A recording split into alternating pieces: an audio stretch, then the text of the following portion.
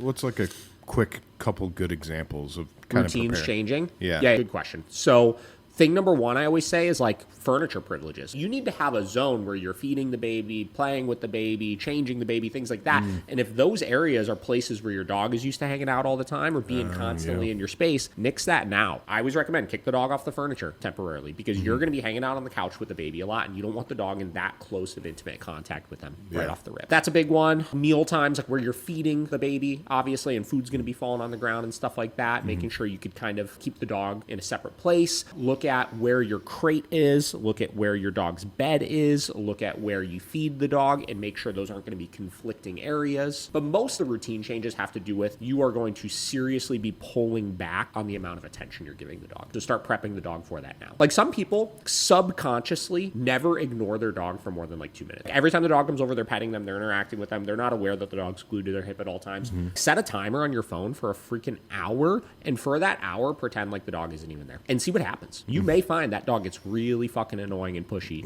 really fucking quick. And if that's the case, you got to get your dog used to that because when you're feeding the baby or just holding the baby, you can't give the dog attention then. That's so right. Get them used to that now.